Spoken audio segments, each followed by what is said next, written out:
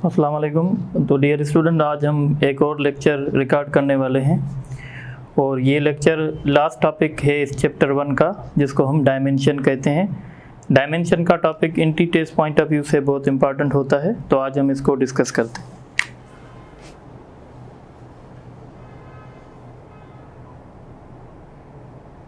अच्छा, अब हम डायमेंशन को समझना चाहते हैं। तो डायमेंशन की एक जो बुकिश डेफिनेशन है कि भाई डायमेंशन क्या है, तो हम कहते हैं डायमेंशन जो है वो किसी भी फिज़िकल क्वांटिटी की नेचर बताता है। तो हम कहते हैं it shows the nature of any physical quantity. देखें, ये जो डेफिनेशन है इससे हमारी बात क्लियर नहीं होती है कि भाई नेचर ऑफ फिज़िकल क्वांटिटी का क्या मतलब। तो हम कहते हैं कि सपोज़ हमारे पास कोई भी क्वांटिटी आ जाती है, तो हम उस क्वांटिटी को बेसिक क्वांटिटी में लिखना चाहते हैं। तो जब हम किसी भी क्वांटिटी को बेसिक क्वांटिटी में लिखेंगे तो वहाँ से हमें उसकी नेचर पता चल जाएगी। तो नेचर का मतलब होगा कि हम उसको बेसिक क्वांटिटीज़ में कैसे लिख रहे हैं। तो हम ऐसे भी कह सकते हैं, it is the way to express, it is the way to express any physical quantity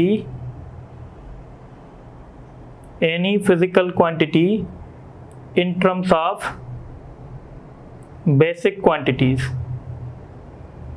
in terms of basic quantities।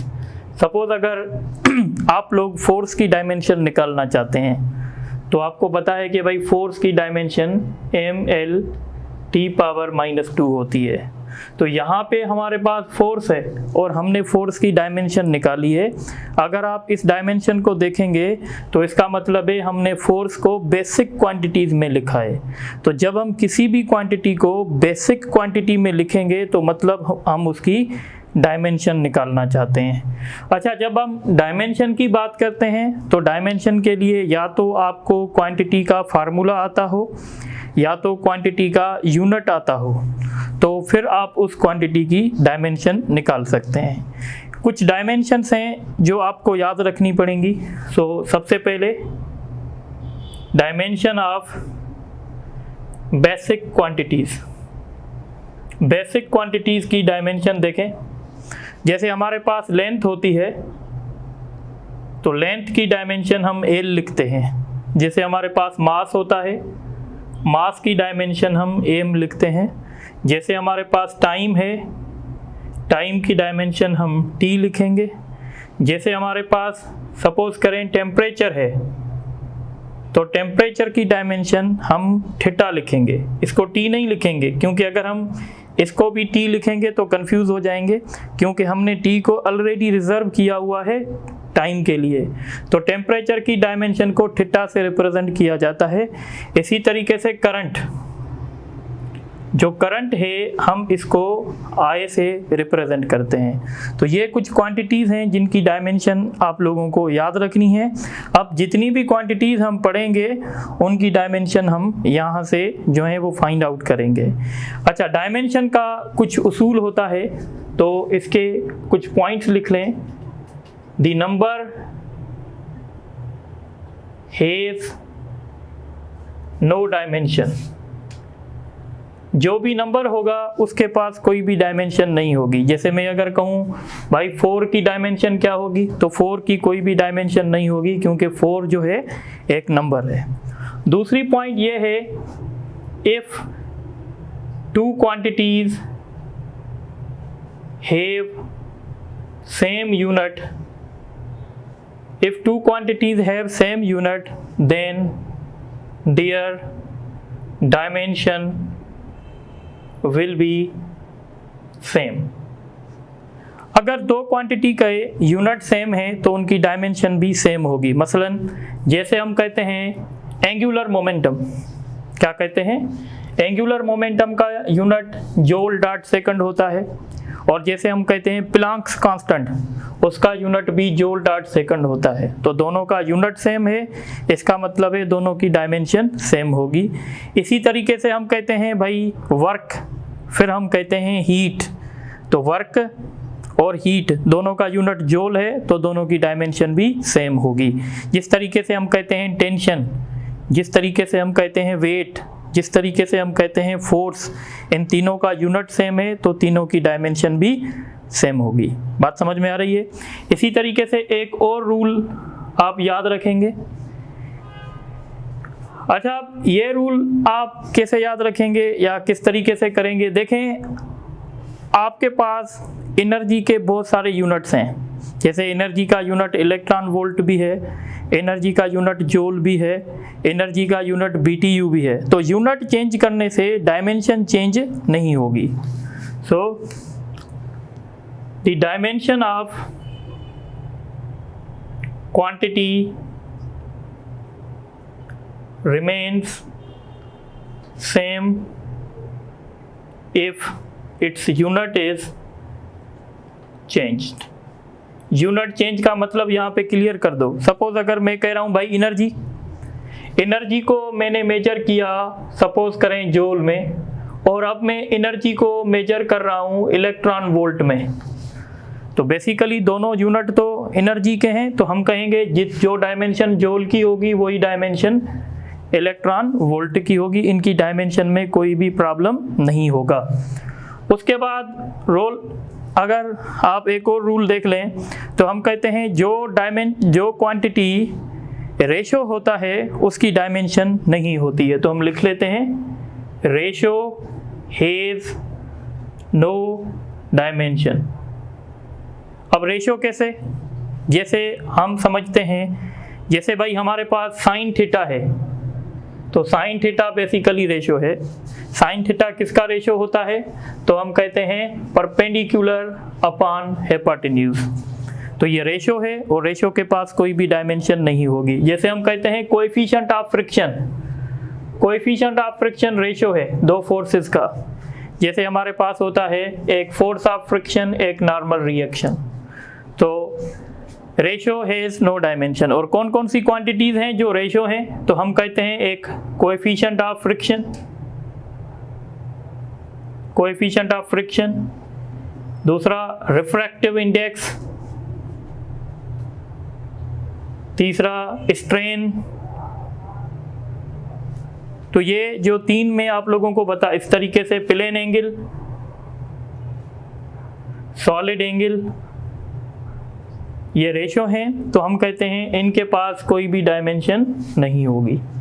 तो ये कुछ रूल्स हैं जो आपको याद रखने पड़ेंगे। एक और हम बात समझ लेते हैं।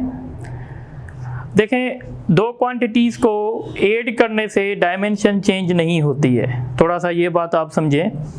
सपोज अगर मैं लिख रहा हूँ Z is equal to A plus B,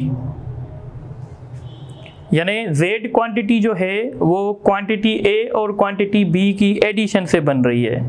तो इसका मतलब ये होगा कि जो डायमेंशन A की होगी वो डायमेंशन Z की होगी, जो डायमेंशन B की होगी वो डायमेंशन Z की होगी, क्योंकि एडिशन से हमेशा वो क्वांटिटी ही ऐड होते हैं जिनकी डायमेंशन सेम होती है या जिनके यूनिट सेम होते हैं। तो लिहाजा हम कहेंगे कि भाई Z की, A की और B की डायमेंशन जो है वो सेम होगी। तो मतलब कहने का ये है कि एडिशन से या सब्ट्रैक्शन से डायमेंशन पे फर्क नहीं पड़ेगा। सो हम कहेंगे the addition and subtraction, the addition and subtraction of quantities do not change dimension। ये डायमेंशन को चेंज नहीं करेंगे। मसलन मैं एक MCQs दे दूं, मैं कहूं भाई A की डायमेंशन LT पावर -2 है, ठीक है? तो बताओ B की डायमेंशन क्या होगी? तो B की डायमेंशन भी वही होगी जो A की है। इस तरीके से Z की डायमेंशन भी वो होगी जो A की है। एडिशन और सब्ट्रैक्शन से डायमेंशन पे फर्क नहीं पड़ेगा। तो ये बात आपकी क्लियर होनी चाहिए। और एक बहुत इम्पॉर्टेंट रूल, फिजिक्स में जब भी हमें बोला जाता है कि भाई ये एक रिलेशन है y = AB, इस रिलेशन को चेक करें क्या ये रिलेशन सही है या ये रिलेशन गलत है, तो हम इस रिलेशन को चेक करते हैं और उस रिलेशन को जो हम चेक करते हैं उसकी हम एक एनालिसिस करते हैं। उस एनालिसिस को कहते हैं डायमेंशन एनालिसिस। डायमेंशन एनालिसिस का मतलब क्या होगा कि ये रिलेशन तब ठीक होगा जब लेफ्ट साइड की डायमेंशन राइट साइड की डायमेंशन के बराबर हो जाए। तो इक्वेशन या relation is said to be dimensionally correct if dimension of left side is equal to dimension of right side. तो ये बात आपको नोट करनी पड़ेगी। The equation is said to be dimensionally correct if dimension of left side, अच्छा आप suppose करें ये मैं इक्वेशन आपको दे रहा हूँ, मैं कह रहा हूँ कि भाई ये इक्वेशन देखो डायमेंशनली करेक्ट है कि नहीं है। तो ये बेसिकली एस है और ये basically velocity multiplied by time है। तो आपको कैसे पता चलेगा कि ये इक्वेशन डायमेंशनली करेक्ट है कि नहीं है? तो आप क्या करोगे, लेफ्ट साइड की डायमेंशन, तो डिस्टेंस मींस लेंथ, इसकी डायमेंशन एल होगी, और वेलोसिटी डिस्टेंस अपॉन टाइम है तो इसकी डायमेंशन LT⁻⁻1 होगी, और टाइम है तो इसकी डायमेंशन t होगी। तो t से कैंसिल हो जाएगा, तो L = L। इसका मतलब है ये इक्वेशन डायमेंशनली जो है वो करेक्ट है। अब एक बात आप यहाँ पे नोट करें कि जो इक्वेशन डायमेंशनली करेक्ट होगी वो इक्वेशन आगे जाके करेक्ट हो भी सकती है, नहीं भी हो सकती। मतलब कहने का ये है, मैं कह रहा हूँ this equation is dimensionally correct. अब हम ये नहीं कह सकते श्योरिटी के साथ कि ये इक्वेशन बिल्कुल सही है। ये इक्वेशन आगे जाके सही भी हो सकती है, गलत भी हो सकती है। पर अगर कोई इक्वेशन डायमेंशनली इनकरेक्ट है तो वो इक्वेशन फिर कभी भी सही नहीं हो सकती। यानी जैसे आप कोई एग्जाम देते हो, उस एग्जाम के 2-3 स्टेप होते हैं। अगर आपने स्टेप नंबर 1 क्लियर किया तो आप स्टेप नंबर 2 के लिए क्वालिफाई हो जाएंगे, पर अगर आपने स्टेप नंबर 1 में फेल हो गए तो आपको वापस भेज देंगे। इसी तरीके से जो इक्वेशन, अगर हमें कोई भी इक्वेशन मिले और हमें ये बोला जाए कि भाई इस इक्वेशन को चेक करें कि ये इक्वेशन सही है या गलत है, तो हम सबसे पहले टेस्ट करेंगे डायमेंशन एनालिसिस। अगर डायमेंशन एनालिसिस ठीक है तो फिर हम आगे रिकमेंड करेंगे कि भाई इसको फर्दर चेक करो। तो इसलिए मैं एक पॉइंट लिख लेता हूँ, द इक्वेशन which is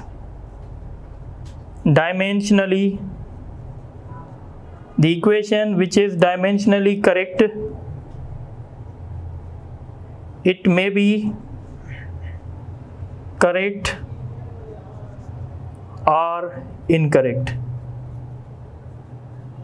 शायद ये बात आप समझ गए हैं कि जो इक्वेशन डायमेंशनली सही होगी वो इक्वेशन सही हो भी सकती है, नहीं भी हो सकती। पर अगर कोई इक्वेशन डायमेंशनली इनकरेक्ट है तो हम कहेंगे ये इक्वेशन कभी भी करेक्ट नहीं हो सकती। तो ये कुछ डायमेंशन के हवाले से था। अब हम कुछ डायमेंशन यहाँ पे ड्राइव करेंगे। तो आप देखें यहाँ पे सबसे पहले डिस्टेंस हो गया, डिस्प्लेसमेंट हो गया, या रेडियस हो गया, या फोकल लेंथ हो गया, या वेवलेंथ हो गया। Distance, displacement, radius, focal length, wavelength, इन सब का यूनिट मीटर है, तो हम कहेंगे इन सब की डायमेंशन सेम होगी। यानी these are measured in metre, it means their dimension is L। अब आपसे कोई भी क्वेश्चन कर सकता है भाई वेवलेंथ की डायमेंशन बताओ, तो वेवलेंथ की डायमेंशन L होगी, क्योंकि वेवलेंथ को हम मेजर करते हैं मीटर में, और मीटर मींस लेंथ, और लेंथ की डायमेंशन जो है वो L होगी।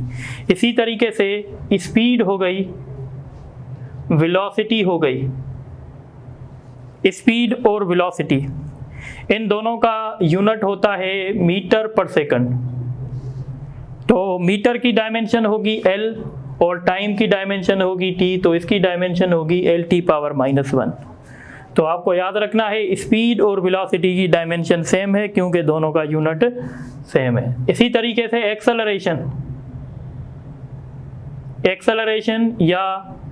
एक्सेलरेशन ड्यू टू ग्रेविटी, जिसको जी से रिप्रेजेंट करते हैं। एक्सेलरेशन ड्यू टू ग्रेविटी का एक दूसरा नाम भी है, पता है क्या है? एक्सेलरेशन ड्यू टू ग्रेविटी का दूसरा नाम है ग्रेविटेशनल फील्ड इंटेंसिटी। याद रखिएगा, शायद आपने पहले सुना भी होगा या आज सुन रहे हैं। Gravitational field intensity, gravitational field intensity is another name of acceleration due to gravity. तो एक्सेलरेशन का यूनिट होता है मीटर पर सेकंड स्क्वायर। तो मीटर मीन्स लेंथ, इसकी डायमेंशन एल होगी। सेकंड टाइम को रिप्रेजेंट करता है तो टी स्क्वायर होगा, तो ये हो जाएगा एल टी पावर -2। देखें कितनी आसान है डायमेंशन अगर आप यूनिट जानते हैं। इसी तरीके से हम बात करते हैं फोर्स की, हम बात करते हैं टेंशन की, हम बात करते हैं एक्शन की, और हम बात करते हैं किसकी? ग्रेविटी की, और हम बात करते हैं वेट की। Force, tension, action, gravity, weight, ये सारे फोर्सेस हैं। इनको किस में मेजर किया जाता है? इनको मेजर किया जाता है न्यूटन में। अब न्यूटन शायद हम नहीं जानते, तो हम ऐसे समझ सकते हैं भाई इन सब का यूनिट न्यूटन है, और फोर्स का फार्मूला होता है मास इंटू एक्सेलरेशन। ठीक है, तो मास की जगह क्या आएगा? m। एक्सेलरेशन की जगह क्या आएगा? L T power -2। तो ये हम समझ गए हैं कि भाई ग्रेविटी की डायमेंशन क्या होगी, तो हम कहेंगे एम एल टी पावर -2। भाई टेंशन की डायमेंशन क्या होगी? M L T power -2। Action की डायमेंशन क्या होगी? M L T power -2। अच्छा, एक बात मैं भूल गया, यहाँ पे फ्रिक्शन भी लिख लें। फ्रिक्शन भी एक फोर्स होता है। दो बातें होती हैं, एक होता है कोएफिशिएंट ऑफ फ्रिक्शन, उसकी डायमेंशन नहीं होगी क्योंकि वो रेशो है। पर अगर आपसे कोई पूछ रहा है फ्रिक्शन, तो फ्रिक्शन बेसिकली एक फोर्स होता है जो किसी भी बॉडी को मूव होने से रोकता है। तो फोर्स है, तो फोर्स की डायमेंशन होगी एम एल टी पावर -2। और ये डायमेंशन कैसे निकली है? तो फोर्स का फार्मूला है मास इंटू एक्सेलरेशन। मास की डायमेंशन m होगी, एक्सेलरेशन की डायमेंशन एल टी पावर -2 होगी। इसी तरीके से हम बात करते हैं वर्क की, और हम बात करते हैं एनर्जी की, और अब हम बात करेंगे हीट की, और अब हम बात कर सकते हैं काइनेटिक एनर्जी की, हम बात कर सकते हैं पोटेंशियल एनर्जी की। इन सब के यूनिट्स क्या हैं? इन सब के यूनिट्स जूल होते हैं, इन सब के यूनिट जूल हैं। पर आप ऐसे समझ सकते हैं कि भाई जो वर्क होता है वो फोर्स इनटू डिस्प्लेसमेंट होता है। तो अभी आप समझ रहे हैं कि फोर्स की डायमेंशन क्या है, तो इस एफ की जगह क्या आएगा? ये आएगा, क्योंकि फोर्स है तो फोर्स की dimension M L T power -2 है। डिस्प्लेसमेंट की डायमेंशन एल है, तो इसकी डायमेंशन होगी M L square T power -2। तो ये हमने वर्क की, एनर्जी की, हीट की, पोटेंशियल एनर्जी की, काइनेटिक एनर्जी की, सब की डायमेंशन हमने निकाल दी। देखें बहुत ही आसान रूल है, अगर क्वांटिटीज़ के यूनिट सेम हैं तो उनकी डायमेंशन सेम होगी। तो आपको पता है इन सब के यूनिट सेम होते हैं। एक बात मैं दूसरी यहाँ पे भूल रहा हूँ, टार्क भी यहाँ पे इंक्लूड कर दें, क्योंकि टार्क का यूनिट भी न्यूटन मीटर होता है, या उसको हम जूल तो नहीं कहते पर वो न्यूटन मीटर होता है, तो इसीलिए इन सब की डायमेंशन सेम होगी। इसी तरीके से अगर हम आगे चलें तो हमारे पास एक होता है रेडबर्ग कांस्टेंट। रेडबर्ग कांस्टेंट एक हो गया, रेडबर्ग कांस्टेंट। दूसरा हो गया पावर ऑफ लेंस, और तीसरा हो गया क्या कहते हैं, angular wave number. Angular wave number, या इसको प्रोपोगेशन कांस्टेंट भी कहते हैं। मैं ऐसे लिख लेता हूं, प्रोपोगेशन कांस्टेंट। ये पता है कहाँ पढ़ते हैं प्रोपोगेशन कांस्टेंट? ये आप वेव्स में पढ़ते हैं। के ऐसे वेव लिखी जाती है ना, साइन के x plus omega T, mathematical form होता है किसी भी वेव का। तो ये जो है ना, इसको प्रोपोगेशन कांस्टेंट कहते हैं। ये propagation constant basically 2 pi upon lambda होता है। तो 2 पाई का कोई यूनिट नहीं, डायमेंशन नहीं होगी, नंबर है, तो हम कहते हैं ये वेवलेंथ होगी। तो बहरहाल Rydberg constant, power of lens, propagation constant, इन तीनों का यूनिट होगा पर मीटर। क्या होगा? ठीक है, पर मीटर। यहाँ से देखें, वेवलेंथ का यूनिट मीटर होगा, तो फाइनली इसका पर मीटर होगा। और power of lens, you know, it is the reciprocal of wavelength, sorry, it is the reciprocal of focal length. तो उसी तरीके से अब इन तीनों के यूनिट्स हैं सेम, और ये यूनिट्स हैं पर मीटर, तो इसलिए हम इनकी डायमेंशन लिखेंगे l पावर -1। इसी तरीके से हमारे पास प्रेशर है, प्रेशर के बाद हमारे पास एक स्ट्रेस है। तो प्रेशर और स्ट्रेस, इसको समझ लेते हैं।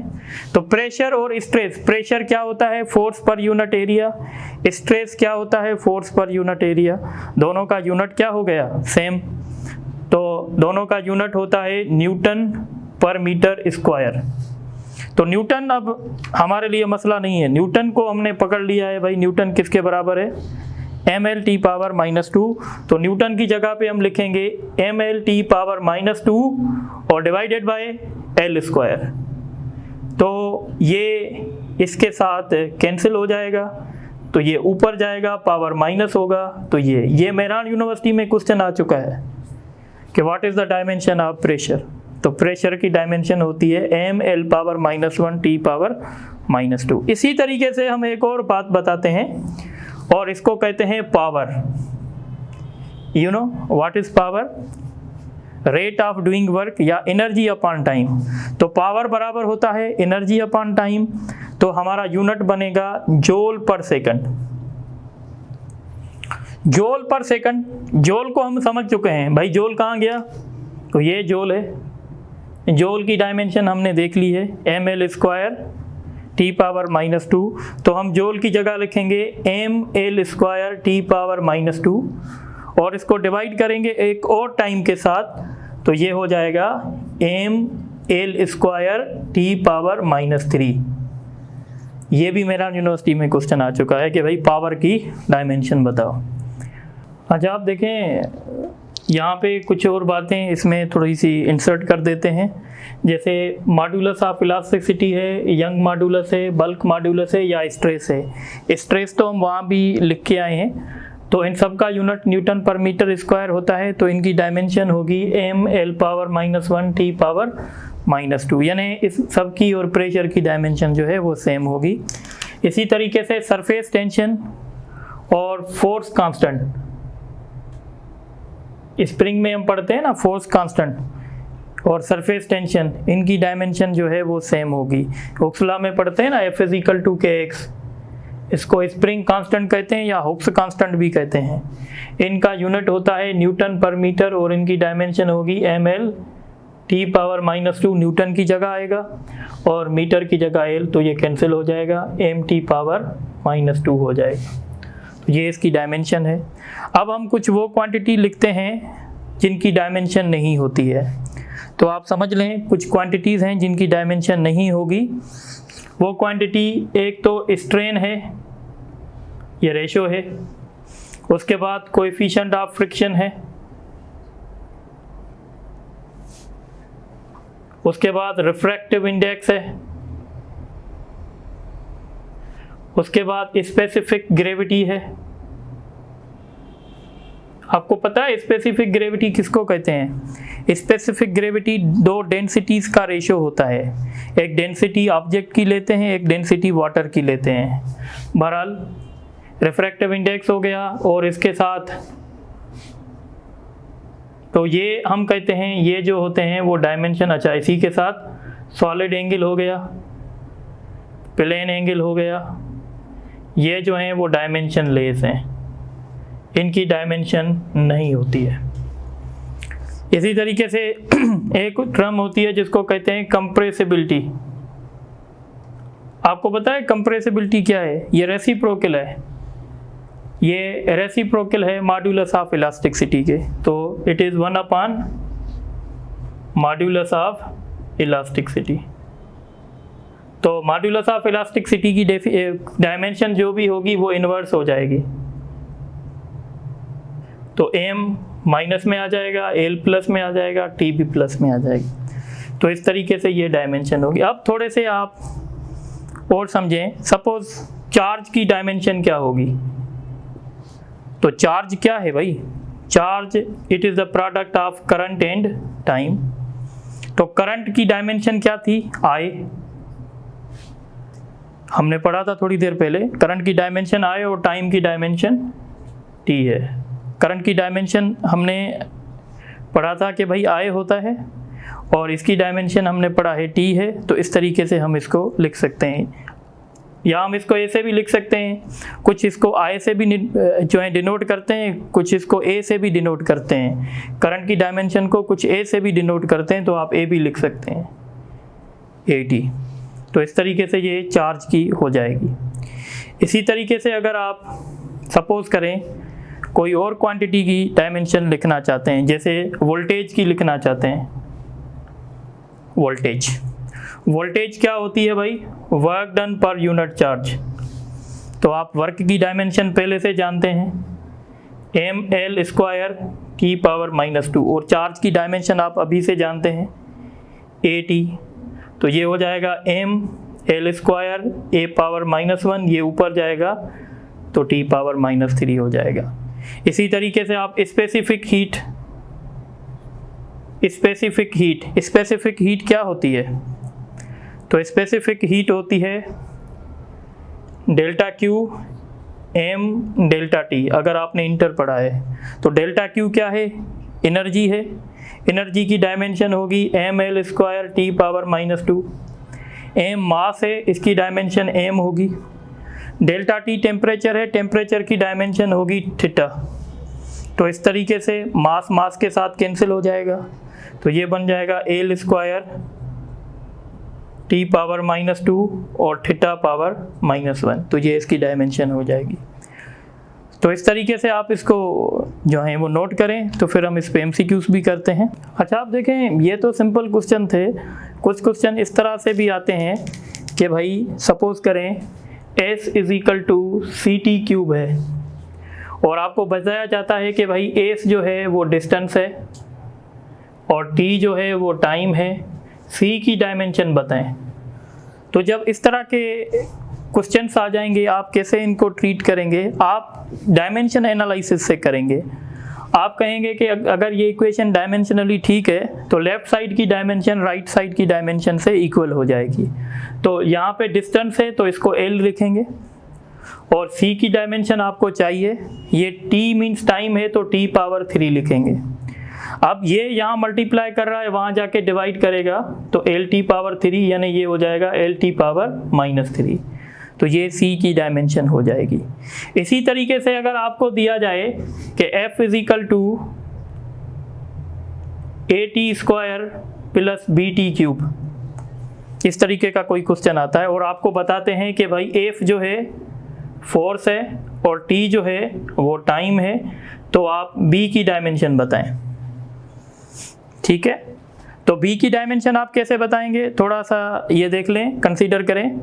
भाई ये जो है, मैंने जैसे आपको बताया था कि ये पूरा जो है वो फोर्स होगा और ये पूरा भी फोर्स होगा।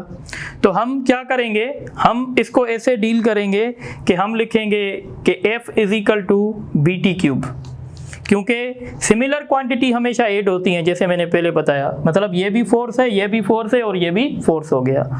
अब फोर्स की डायमेंशन आप जानते हैं, ml पावर -2। B की डायमेंशन आपको पता करनी थी और टाइम की डायमेंशन T पावर 3 हो जाएगा। अब अगर आपका इंटरेस्ट B में है, T वहाँ चला जाएगा। तो इस तरीके से ये जब यहाँ चला जाएगा तो B की डायमेंशन हो जाएगी ml पावर -5। तो कुछ इस तरीके के क्वेश्चन भी टेस्ट में आते हैं। इसी तरीके से आप A की डायमेंशन खुद फाइंड कर लें, ये आपका एक होमवर्क है जो आप कर सकते हैं। ठीक है, इसी तरीके से दूसरे क्वेश्चन भी हम डिस्कस करते हैं। दूसरे क्वेश्चन ये हैं कि F = m power A, V power B, R power C, where m is mass, v is velocity and r is radius. Find a b c. अब आपको ये क्वेश्चन ये बता रहा है कि भाई अच्छा यहाँ पे ऐसे लिखें and F is force, find ABC. अब ये क्वेश्चन बता रहा है कि भाई फोर्स को हम मास, वेलोसिटी और रेडियस में ऐसे लिख रहे हैं, तो आप बताओ मास का पावर कितना बनेगा, वेलोसिटी का पावर कितना बनेगा और रेडियस का पावर कितना बनेगा। अब इसको हम सॉल्व करने की कोशिश करेंगे।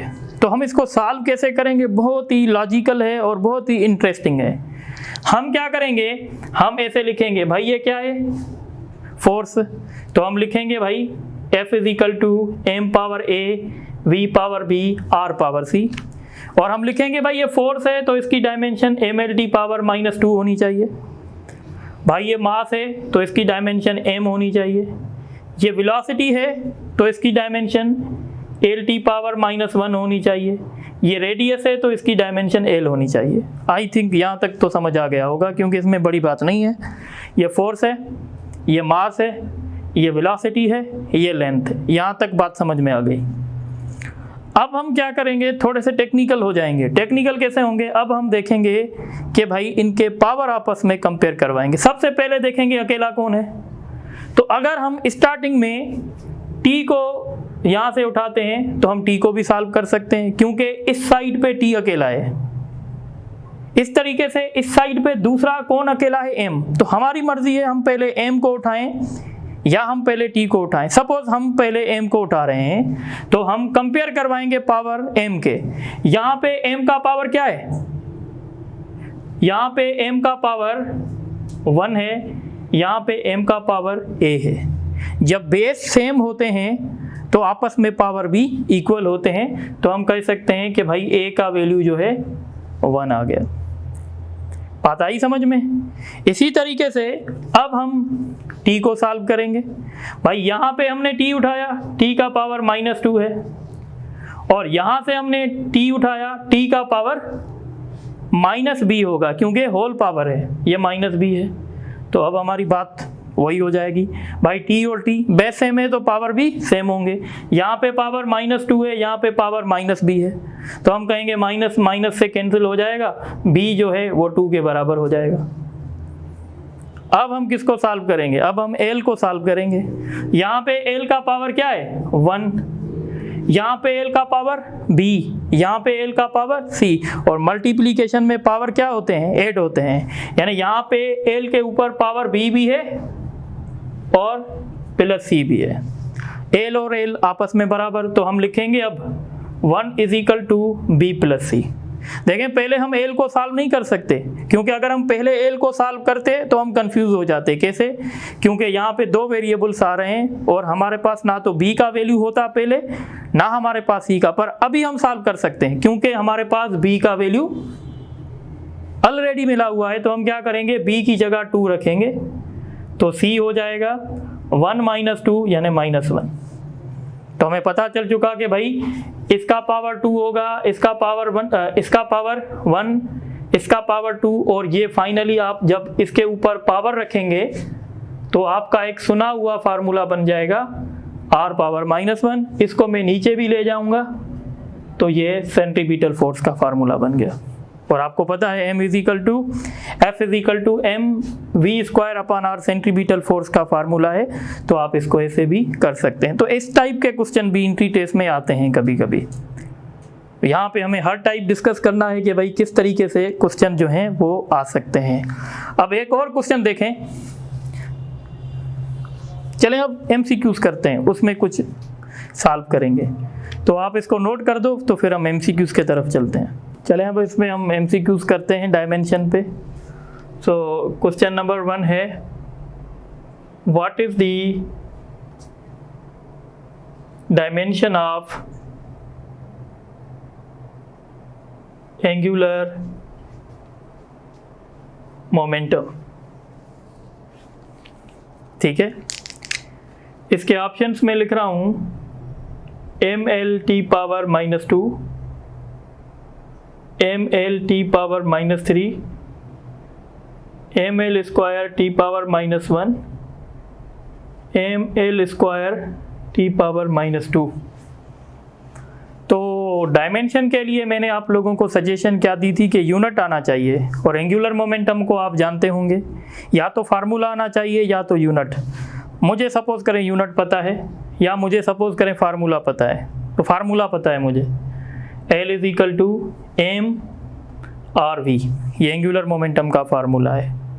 ठीक है, तो मास है, इसकी जगह m आएगा, रेडियस है, इसकी जगह l आएगा, वेलोसिटी है, इसकी जगह L⁻⁻1 आएगा। तो फाइनली हमारा रिजल्ट होगा ml²T⁻⁻1। तो इसका सही ऑप्शन जो होगा वो C होगा। इसी तरीके से दूसरा क्वेश्चन है, which of the following pair have same dimension? Option A, force energy. Option B, time frequency. Option C, surface tension pressure. Option D, kinetic energy and heat। ठीक है, तो यूनिट से काम करना पड़ेगा। फोर्स का यूनिट न्यूटन है, energy का यूनिट जूल है, तो इनकी डायमेंशन सेम नहीं होगी क्योंकि इनके यूनिट सेम नहीं है। टाइम का यूनिट सेकंड है, फ्रीक्वेंसी का यूनिट हर्ट्ज है यानी पर सेकंड है, इनकी डायमेंशन भी सेम नहीं होगी। सरफेस टेंशन न्यूटन पर मीटर, प्रेशर न्यूटन पर मीटर स्क्वायर, इनके यूनिट भी सेम नहीं है तो डायमेंशन भी सेम नहीं होगी। Kinetic energy joule, heat joule, तो इनकी यूनिट सेम है तो इनकी डायमेंशन भी जो है वो सेम होगी। इसी तरीके से एक और क्वेश्चन बनता है, which of the following is dimensionless? Which of the following is dimensionless? Option A, refractive index, या option 1 refractive index, option 2 strain, option 3 friction, option 4 coefficient of friction।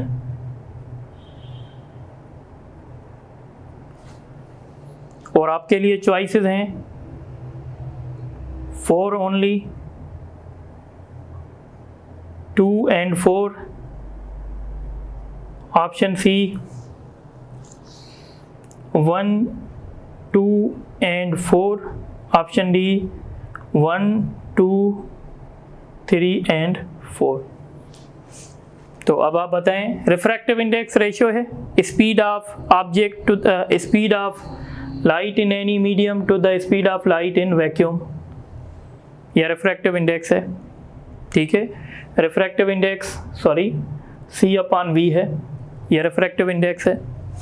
तो रिफ्रैक्टिव इंडेक्स रेशियो है, strain भी ratio है, और friction force है तो इसकी dimension होगी। कोएफिशिएंट ऑफ फ्रिक्शन रेशियो है तो इसकी डायमेंशन भी नहीं होगी, इसकी भी नहीं होगी, इसकी भी नहीं होगी। तो इसका ऑप्शन होगा 1, 2 and 4। तो हम इसको इस तरीके से सॉल्व करेंगे। इसी तरीके से क्वेश्चन आता है, the dimension of gravitational constant, the dimension of gravitational constant is, gravitational constant की डायमेंशन क्या होगी? m⁻⁻1 L²T⁻⁻3,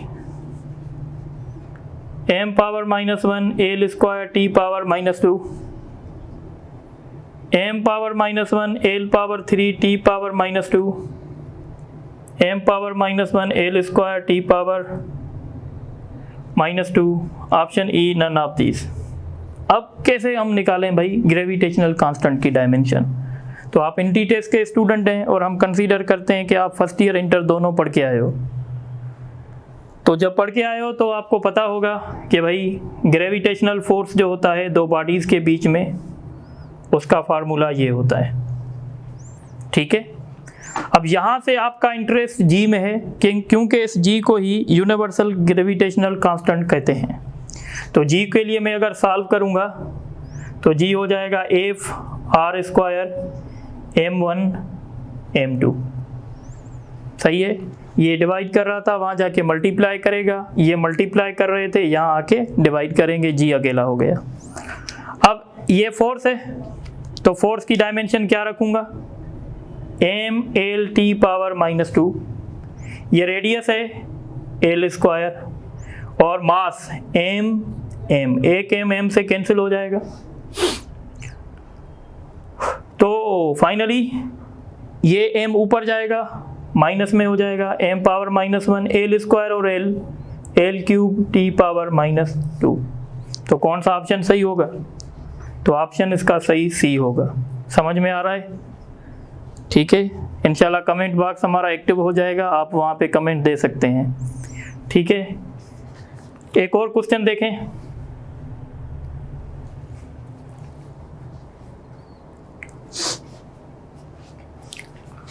find the dimension of coefficient of viscosity. Coefficient of viscosity की डायमेंशन बताओ।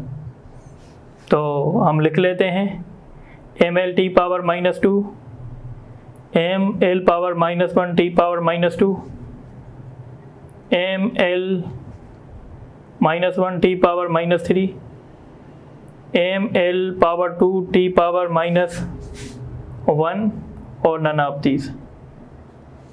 अब कोएफिशिएंट ऑफ विस्कोसिटी सुना है आपने कभी? कोएफिशिएंट ऑफ विस्कोसिटी तो देखो फिजिक्स में, देखो कहाँ आपने पढ़ा होगा। तो आपने चैप्टर नंबर 3 में पढ़ा होगा फर्स्ट ईयर में, स्टोक्स लॉ। स्टोक्स लॉ का फार्मूला होता है F = 6 पाई ईटा RV। शायद याद आ गया। अब यहाँ से आप ये जो ईटा है इसको कहते हैं कोएफिशिएंट ऑफ विस्कोसिटी, इसको आइसोलेट करना है। तो नंबर की डायमेंशन होती है? नहीं होती है, इसको काउंट ही नहीं करेंगे। ईटा को अकेला करेंगे तो FRV हो जाएगा, इसको अकेला करना है। ये मल्टीप्लाई कर रहा था, डिवाइड करेगा, ये मल्टीप्लाई कर रहा था, डिवाइड। अब आसान हो गया। अब फोर्स की dimension ml t power -2, radius की डायमेंशन l, वेलोसिटी की डायमेंशन l t पावर -2, ओ सॉरी l t पावर -1। तो एक l से cancel, m l power -1 t power, ये ऊपर जाएगा प्लस का हो जाएगा तो -1 बचेगा। तो ऑप्शन देखो, अब ऑप्शन नहीं मिलेंगे, मैं क्या करता हूँ इसको -1 कर देता हूँ, मेरे हाथ में, मैं कर सकता हूँ। तो इसका सही ऑप्शन जो है वो सी होगा। इस तरीके से हम इसको कर सकते हैं। आगे चलते हैं, एक और क्वेश्चन डिस्कस करते हैं। इफ S = CT स्क्वायर या CT पावर 3 दे देते हैं, पर ये तो मैंने करा है 4 दे देते हैं। If S = CT power 4 where S is distance and T is time, find dimension of C की डायमेंशन बताओ। ये मैंने आपको पहले भी एग्जाम्पल बेसिस पे करवाया था। LT power 4, LT power -3, LT power -2, LT power -4। ऐसा क्वेश्चन लम्स की टेस्ट में आया है पिछले साल, आप देख लें भले पास पेपर्स में।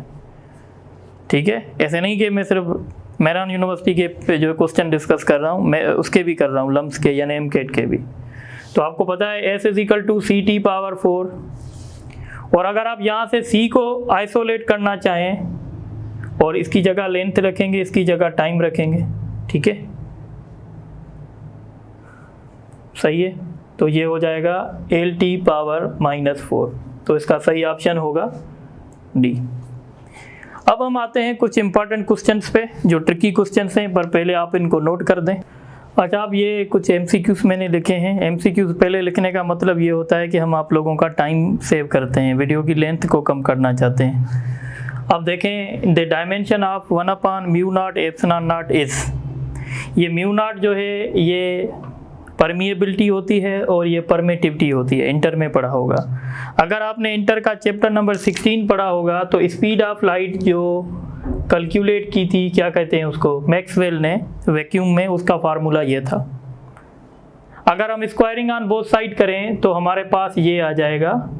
इसका मतलब है कि ये जो पूरा है वो स्क्वायर ऑफ वेलोसिटी के बराबर है, और वेलोसिटी की डायमेंशन क्या होती है, LT पावर -1। इसका क्या करना पड़ेगा, स्क्वायर करना पड़ेगा। तो जब हम स्क्वायर करेंगे तो L² T पावर -2 आएगा। आई होप के समझ में आ गया हो कि ये भाई स्पीड ऑफ लाइट का फार्मूला है। स्क्वायरिंग बोथ साइड करेंगे तो ये फॉर्म आ जाएगा जिसकी डायमेंशन हमें चाहिए, तो इसकी डायमेंशन होगी L² T पावर -2, यानी सी ऑप्शन।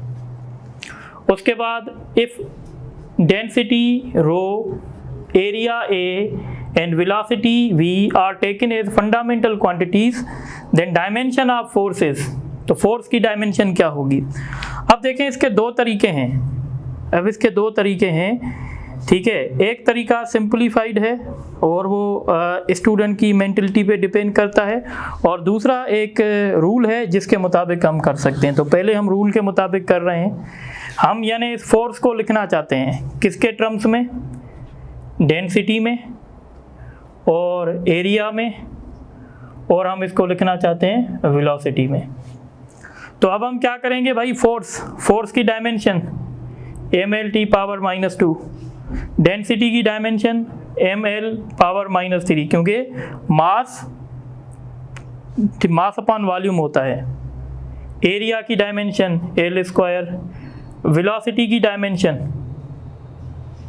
LT power -1।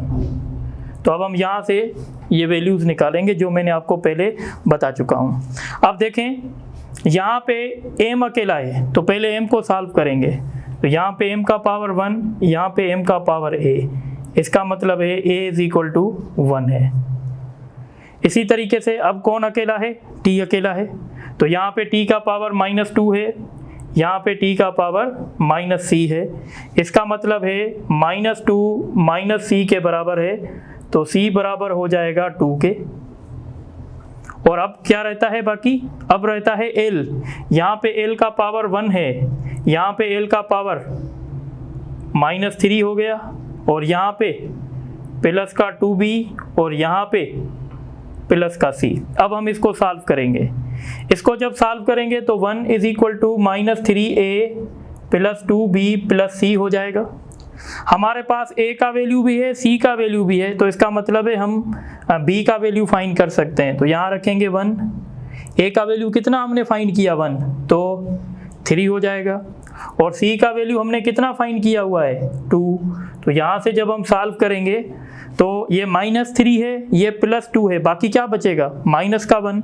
तो ये होगा 1 = -1 + 2b। ये जब 1 वहाँ जाएगा तो प्लस का 2 हो जाएगा, तो b बराबर होगा 2/2 मीन्स 1। तो हमने सब के वैल्यूज़ देख लिए हैं। यानी हम ऐसे लिख सकते हैं कि भाई डेंसिटी का पावर a है, जब डेंसिटी का पावर a है तो a का वैल्यू हमने क्या निकाला है 1, तो 1 हम लिखते नहीं हैं। ठीक है, हम फोर्स को कैसे लिखेंगे भाई, डेंसिटी का पावर a लिखा था हमने और a का वैल्यू हमने निकाला 1 है। एरिया का पावर क्या था b, और b का रिजल्ट क्या आया 1, तो 1 लिखेंगे नहीं। वेलोसिटी का पावर c रखा था और c का वैल्यू क्या आया 2, तो लिहाजा इसका सही ऑप्शन जो होगा वो ये होगा। अच्छा, दूसरा तरीका जो मैं बता रहा था आपको कि जो इंटेलिजेंट स्टूडेंट होगा वो कैसे करेगा, वो इन सब के यूनिट्स निकालेगा। जिसका यूनिट 4 ऑप्शन है आपके पास, ये एक लंबा प्रोसीजर है।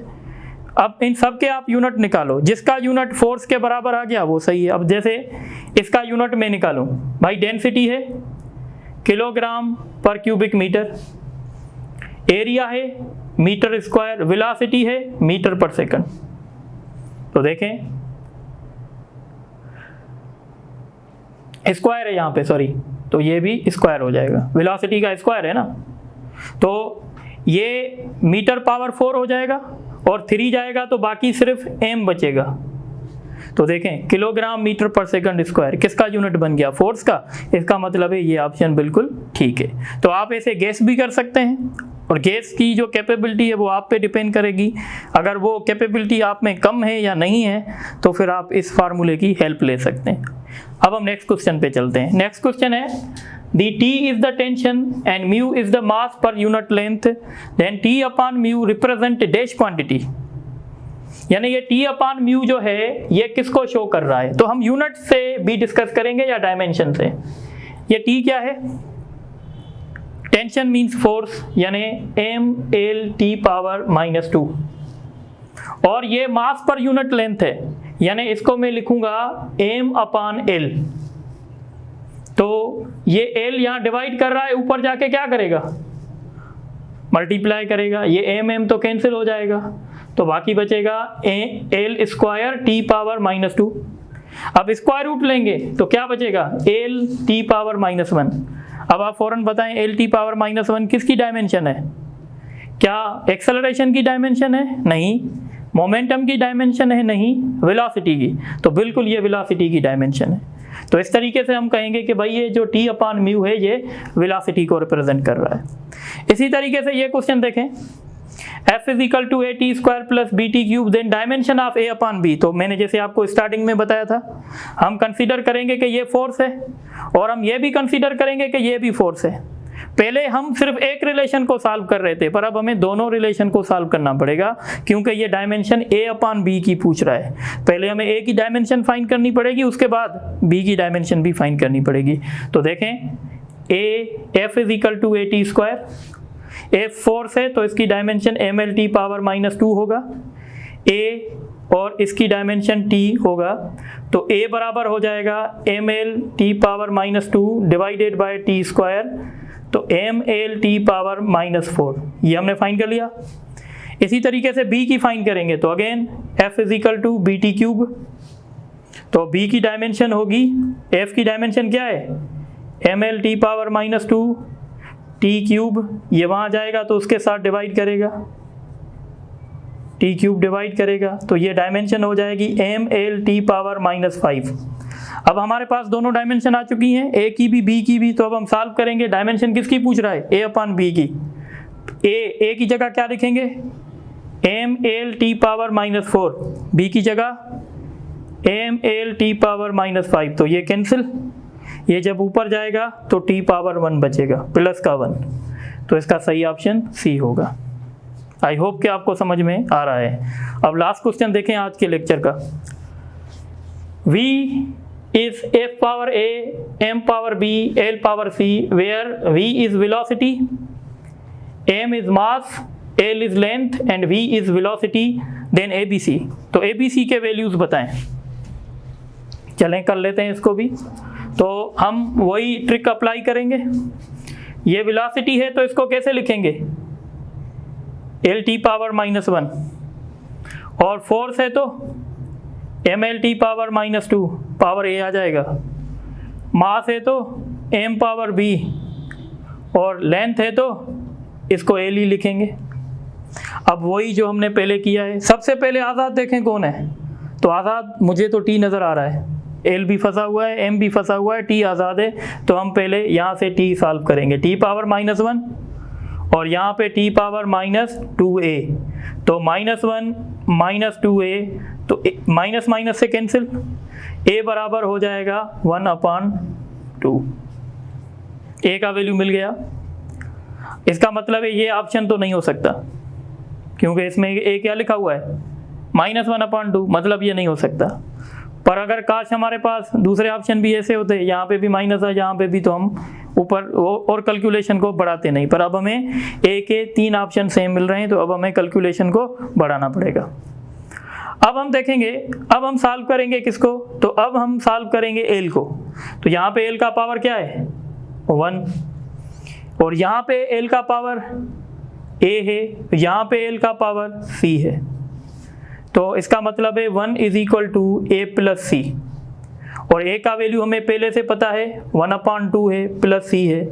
जब ये वहाँ जाएगा तो माइनस होगा, 1 माइनस 1/2, तो सी का वैल्यू आ जाएगा प्लस का 1/2। तो ये सी का वैल्यू हमने फाइंड कर लिया, ए का वैल्यू भी फाइंड कर लिया है, सी का, बाकी किसका चाहिए, बी का। तो बी का वैल्यू फाइंड करने के लिए अब मैं एम को सॉल्व करूंगा। यहाँ पे एम नज़र आ रहा है, नहीं है, तो यहाँ पे हम लिखेंगे एम पावर 0, और यहाँ पे एम पावर ए, ये ए है पावर, और यहाँ पे एम पावर बी, तो प्लस बी करेंगे। तो इसका मतलब होगा 0 is equal to A plus B, तो इसका मतलब होगा b बराबर होगा -a के। क्या हमें a का वैल्यू पता है, a का वैल्यू 1/2 है, तो हम क्या करेंगे, b इज इक्वल टू -1/2 रखेंगे। देख लें आप कौन सा ऑप्शन सही होगा जिसमें a 1/2 होगा प्लस का।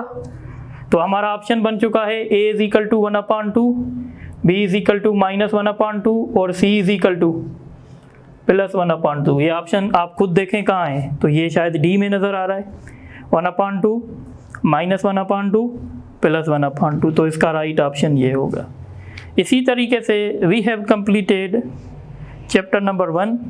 इंशाल्लाह जो नेक्स्ट हमारा लेक्चर होगा उसमें हम चैप्टर नंबर 2 यानी बहुत इंपॉर्टेंट चैप्टर डिस्कस करेंगे, स्केलर एंड वेक्टर। तो आप इसको अच्छे तरीके से नोट कर दें, और इंशाल्लाह कमेंट बॉक्स भी हमारा एक्टिव हो जाएगा, तो वहाँ पे भी आप क्वेश्चन कर सकते हैं। और आज इंशाल्लाह हमारा टेस्ट भी अपलोड हो जाएगा चैप्टर नंबर 1 का, ई-केट और एम-केट का, तो आप उनको भी सॉल्व कर सकते हैं। जो कोई प्रॉब्लम हो वो आप व्हाट्सएप पे भी पूछ सकते हैं। Thank you.